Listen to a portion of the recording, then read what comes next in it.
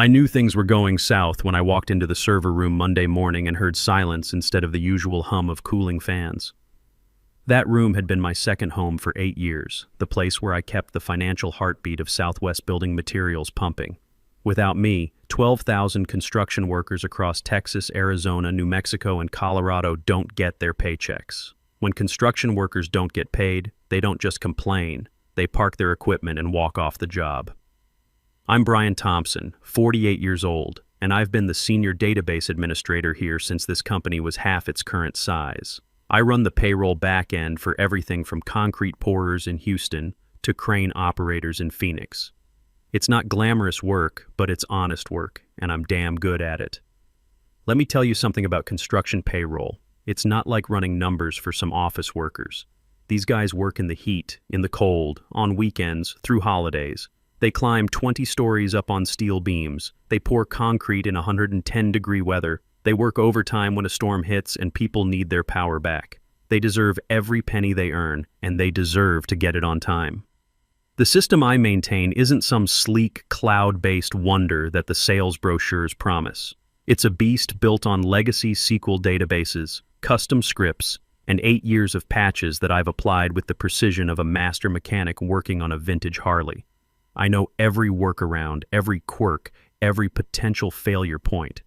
When the prevailing wage laws changed in Arizona last year, I rewrote the calculation engine in 3 days. When OSHA updated their reporting requirements, I built the compliance module from scratch while drinking bourbon and listening to Skinnerd at 2 in the morning. You want to know how complex this stuff gets? Try calculating overtime for a crew that starts work in Texas on Monday, moves to a job site in New Mexico on Wednesday, then finishes the week in Colorado. Each state has different labor laws, different tax rates, different union rules. Then factor in equipment rental time, hazard pay for working near chemical storage, and federal prevailing wages for government contracts. Ashley's Excel sheet was about to meet reality, and reality doesn't care about your pivot tables. But corporate doesn't see it that way. They see an old system that needs modernizing, and they see me as the guy standing in the way of progress. That's where Andrew Rodriguez comes in. Andrew is the VP of Operations, and more importantly, he's the chairman's son. 3 months ago, our company got acquired by Rodriguez Family Holdings, a construction conglomerate that owns everything from cement plants to equipment rental chains. Andrew came in with a mandate to streamline operations and eliminate redundancies. Translation: fire expensive people and replace them with cheaper solutions. I'd met Andrew a few times in passing. He's one of those guys who wears a suit to construction sites and stays in his air-conditioned truck while real workers sweat their asses off in the sun. Got his MBA from some prestigious school and thinks every business problem can be solved with a PowerPoint presentation and buzzwords like digital transformation and operational efficiency. He's never spent a day on a construction site, never had to calculate overtime for a crew working emergency storm repairs, never had to explain to a single mother why her paycheck is late because the system crashed. The meeting happened on a Tuesday. Andrew called me into his office along with Patricia Williams from HR. Patricia's been here almost as long as I have, but she's always been more worried about protecting the company than protecting the employees. She's got that nervous energy of someone who knows bad news is coming but has to deliver it with a smile. Andrew's office looked like something out of a corporate magazine. Glass desk, leather chairs, and a view of the equipment yard that he probably never actually looked at. He was tapping on his tablet when I walked in, making me wait while he finished whatever earth-shattering task required his immediate attention. "Brian," Andrew said, not bothering to look up from his tablet, "we're restructuring the IT department, moving to a more agile, cost-effective model." I sat down in the chair across from his desk. "What does that mean for payroll operations?" That's where it gets exciting. Andrew finally looked at me, flashing the kind of smile that car salesmen practice in mirrors. "I want you to meet my niece, Ashley. She just finished her MBA and she's built an incredible model that's going to revolutionize how we handle payroll. Here's the thing about family businesses. Competence takes a back seat to bloodlines every time. I'd seen it before in other companies, but I thought our operation was too critical for that kind of nonsense. I was wrong. Ashley Rodriguez walked in like she owned the place, which technically, through family connections, she kind of did. She was 25, wearing a business suit that probably cost more than most of our workers make in a week. and carrying an iPad like it was the holy grail of business solutions. "Hi, Brian," she said, extending a perfectly manicured hand. "I've been reviewing your processes. Very thorough, but also very manual. I think we can do better." The way she said manual made it sound like I was still using an abacus and stone tablets. "Better how?" I asked, though I had a sinking feeling I already knew where this was heading. Ashley set her iPad on Andrew's glass desk and started swiping through screens with the confidence of someone who'd never seen a real system crash and burn. "I've built a comprehensive payroll solution in Excel. It's cloud-based, it's intuitive, and it can handle all the calculations you're currently doing with those old SQL databases." I stared at her for a long moment. "Excel? You want to run payroll for 12,000 construction workers with a spreadsheet?" "Not just any spreadsheet," Ashley said, getting a little defensive. "This has pivot tables, conditional formatting, automated macros. It's like having a database, but user-friendly." User-friendly. That's what they always say when they want to replace something that actually works with something that looks prettier. I've been in this business long enough to know that user-friendly usually means it works great until it doesn't, and then you're screwed because nobody understands what's happening under the hood. I looked at Andrew, hoping to see some sign that he understood how insane this was. "Is this a joke?" "It's innovation, Brian," Andrew said, leaning back in his leather chair. "Ashley's model can reduce processing time by 60% and cut our IT overhead significantly." There it was. Cut our IT overhead. What they meant was they could fire me and pay Ashley a fraction of my salary. I'd seen this movie before at other companies. Young MBA comes in, promises the world with some half-baked solution, older employee gets shown the door, and then 6 months later they're begging the old guy to come back and fix the mess. "The payroll run is Friday," I said, keeping my voice level. "Today is Tuesday. If you're planning to switch systems, you need to understand what you're dealing with. This isn't just adding up hours times hourly rates." I started counting off on my fingers. "We have prevailing wage calculations for government contracts. Union versus non-union differentials that change based on the type of project and how many consecutive days a crew has worked. Equipment rental tracking that has to be cross-referenced with GPS data. OSHA compliance reporting. Multi-state tax withholdings where a guy can start the week in Texas and finish it in Colorado."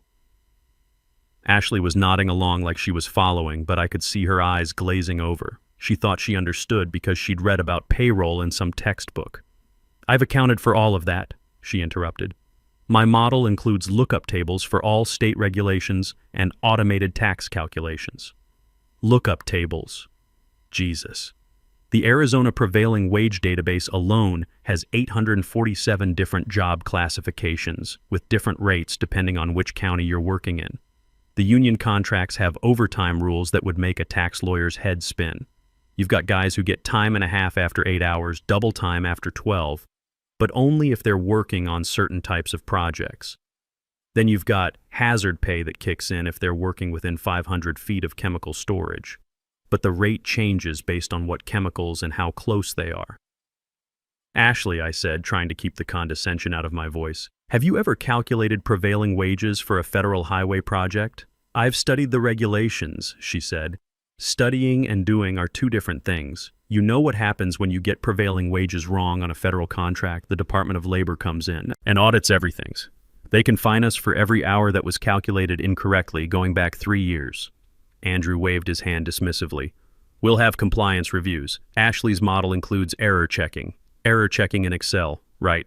Like conditional formatting was going to catch it when some crew foreman in El Paso enters his time wrong and Ashley's lookup formula returns the wrong wage rate for 40 guys working a government job." "Brian," Patricia finally spoke up, "we'll need you to provide Ashley with all the necessary passwords and documentation for a smooth transition." "Documentation?" I laughed, but there was no humor in it. "Most of the critical processes are in custom scripts I wrote over the past 8 years. The real knowledge isn't documented anywhere, it's in my head. That's the thing about systems that actually work in the real world. They're not built from some textbook. They're built by people who've been doing the job long enough to know where all the bodies are buried. I know that the time clock system in the Phoenix warehouse has a glitch where it sometimes double stamps entries after 11 p.m., but only on Wednesdays, and only if the network load is high.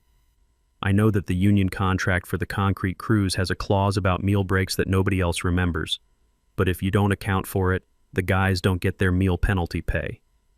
Ashley doesn't know any of that. She's got her pretty spreadsheet with its color-coded cells and its fancy formulas, but she's never had to explain to Big Jim Patterson why his crane operators are showing up as earning less than minimum wage because some calculation went sideways. "Then we'll need you to document everything before you go," Andrew said, and that's when I knew for sure they'd already made their decision. They weren't asking for my input or trying to understand why their plan was doomed. They were giving me my walking papers and expecting me to train my replacement. "When's my last day?" I asked. "Friday," Andrew said, "after the payroll run. We want to make sure there's a smooth transition." "And if the transition isn't smooth?" Ashley jumped in again. "It will be. I've tested my model extensively." "On what data?" "Sample data from the HR system, plus some theoretical scenarios." "Sample data. Theoretical scenarios." She'd tested her revolutionary payroll solution on make-believe numbers. It was like testing a race car by driving it around a parking lot at 5 mph and then assuming it would handle the Daytona 500. I stood up, my knees popping the way they do when you've been sitting too long or when you're about to make a decision you know you'll either regret or celebrate. "All right then, I guess we'll see how it goes." "That's the spirit," Andrew said, already looking back at his tablet. "Patricia will have your severance paperwork ready by end of business." I walked toward the door, then stopped and turned back to Ashley. "One piece of advice." She looked up from her iPad, probably expecting some technical tip about database connections or file formats. "When the system crashes," I said, "and it will crash, don't panic. Just remember that 12,000 people are counting on their paychecks to pay rent and buy groceries. That might help you prioritize." The look on her face told me she still didn't get it. She thought this was just numbers on a screen. She had no idea she was about to be responsible for people's lives. I didn't argue anymore. I didn't try to explain why Ashley's approach was doomed to fail worse than a paper airplane in a tornado. Sometimes the best teacher is experience, and Ashley was about to get an education that no MBA program could provide. The next 3 days were like watching a slow-motion car crash. I spent Wednesday and Thursday doing exactly what they asked, documenting everything I could think of, creating user guides, and writing step-by-step instructions. But here's the thing about complex systems that have evolved over 8 years. You can't document institutional knowledge. You can't write down the gut feeling you get when something doesn't look right, or the instinct that tells you to double-check a calculation because it seems off by just enough to matter. Ashley shadowed me those 2 days, taking notes on her iPad and asking questions that showed she had no clue what she was getting into. "Why do you manually verify the Arizona wage classifications?" she asked Wednesday morning as I ran through the pre-payroll checks. "Because the state database has been corrupted since 2019, I explained. It shows the right wage rates, but about 3% of the job classifications return wrong county codes. If you don't catch it, guys working in Phoenix get paid Tucson rates, which is about $4 an hour difference. Can't we just fix the database? It's a state system. We don't control it. We just have to work around it." She made a note on her iPad. I could see her typing "fix state database issue" like that was something she could handle with a phone call. Thursday afternoon, Ashley was feeling confident enough to start importing real data into her Excel model. I watched her upload the raw time files from our 47 different job sites across 4 states. The spreadsheet immediately started lagging.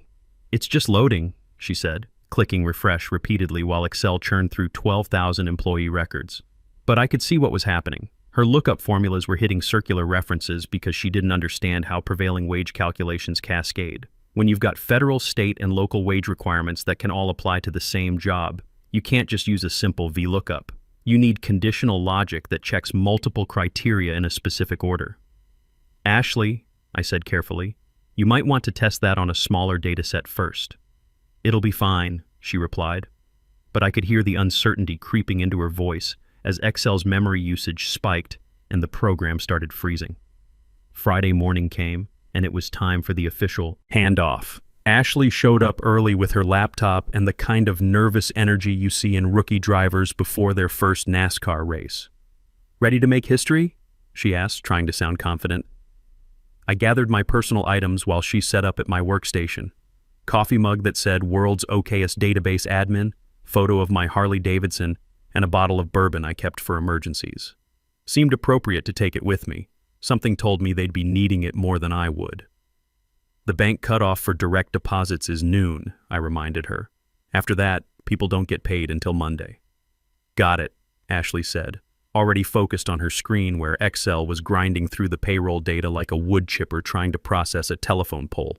I started to leave, then stopped. Ashley, one more thing. When this goes sideways, and it will go sideways, don't try to fix it by running the calculations again. Each time you reprocess, you create duplicate entries in the system. Fix the problem first, then rerun. She wasn't really listening. She was staring at her screen where the spreadsheet was showing error values in about half the cells. Patricia walked me to the security desk where Eddie Morrison was waiting with my severance paperwork.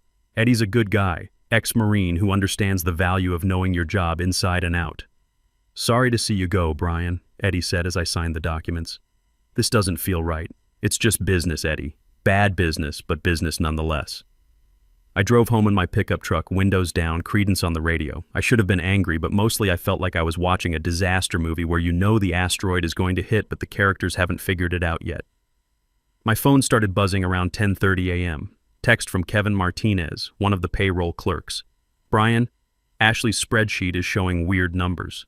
My overtime calculation says I worked negative hours last week. Then another text from Danny Walsh in the Phoenix office. Dude, according to this payroll report, I make $847 an hour as a concrete finisher.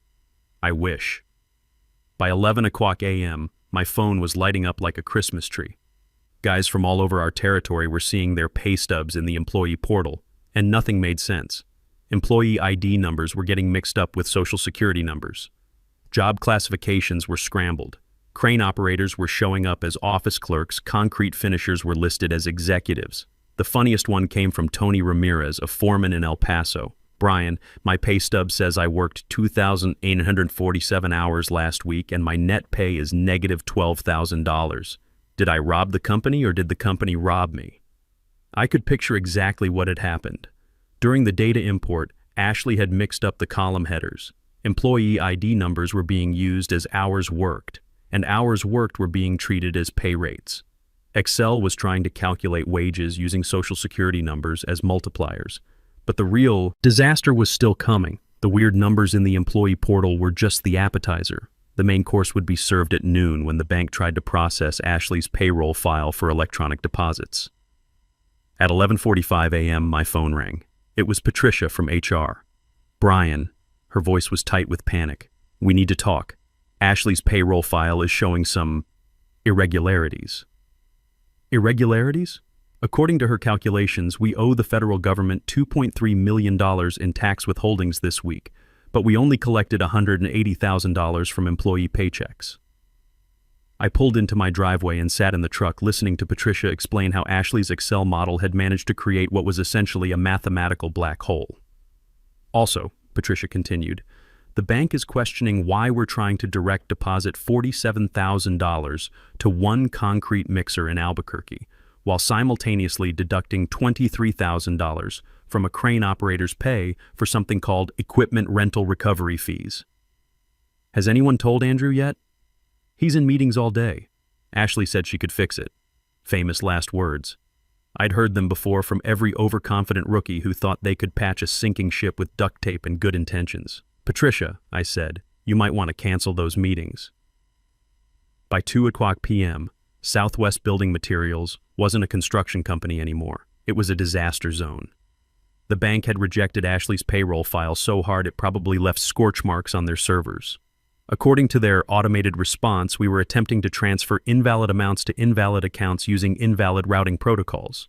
The employee portal had crashed under the weight of 12,000 workers trying to figure out why their pay stubs looked like they'd been written by a drunk accountant having a nervous breakdown.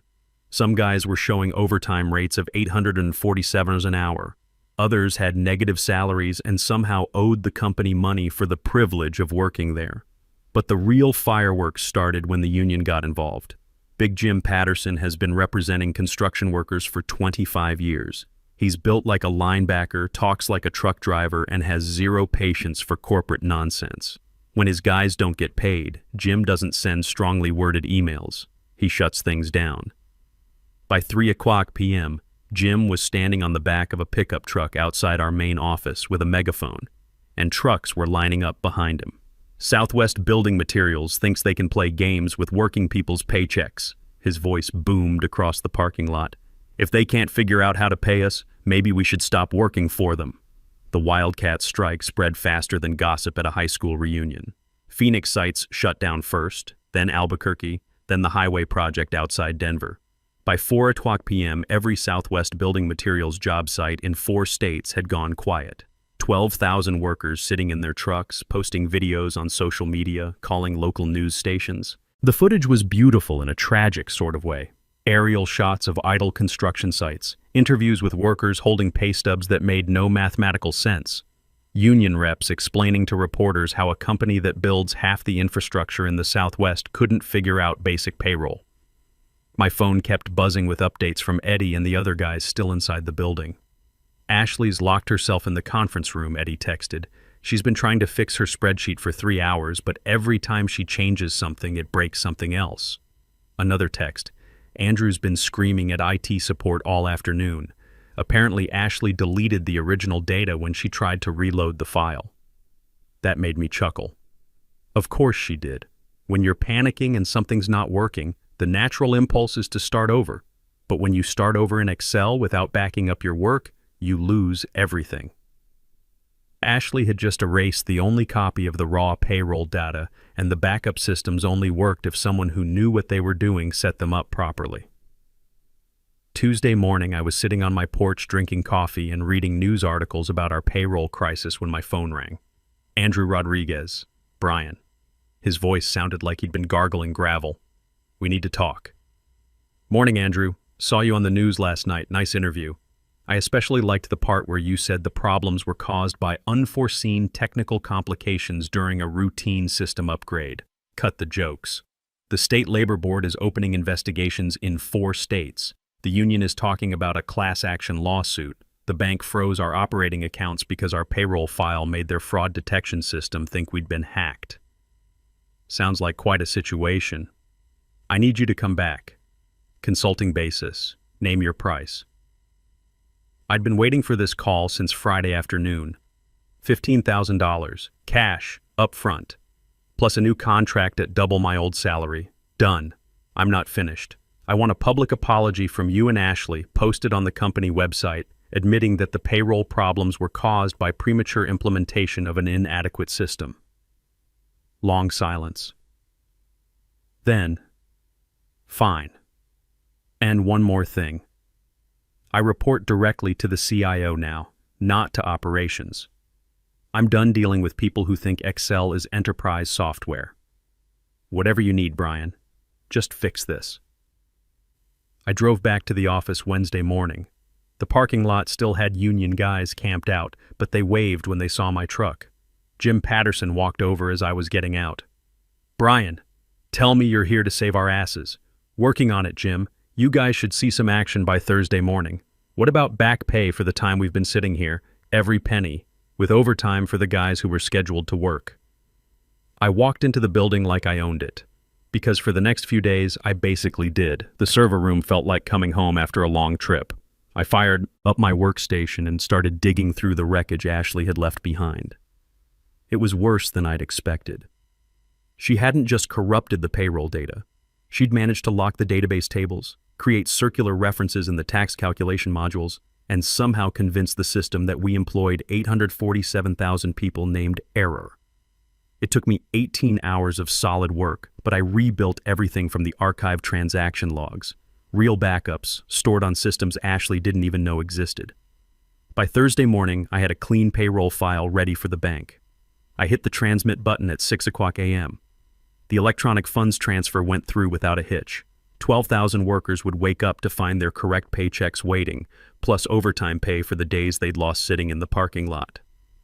Friday morning, I walked into Andrew's office. He looked like he'd aged 10 years in a week. It's done, I said. Everyone's been paid correctly, including compensation for the strike days. Thank you, he said quietly. Where's Ashley? Reassigned to marketing research. Turns out family connections only go so far when you cost the company millions of dollars and nearly trigger a federal investigation. And my new office? Andrew gestured toward the corner office with the windows overlooking the equipment yard. All yours. I had them put in a new coffee machine. I walked to my new desk and sat down in the leather chair. Through the window, I could see the construction sites coming back to life, cranes moving, trucks rolling out with full crews. My phone buzzed with a text from Eddie. Heard Ashley's working in marketing now. Think she can handle calculating ad impressions? I opened my desk drawer and pulled out the bottle of good bourbon I'd been saving for a special occasion. This qualified. Sometimes the old ways are the best ways. Sometimes experience trumps innovation. And sometimes, when corporate tries to fix what isn't broken, they learn the hard way that some jobs require more than just an MBA and an Excel spreadsheet. I poured a shot into my coffee mug and raised it toward the window. Here's to keeping the beast running and making sure working people get what they've earned. That's worth drinking to.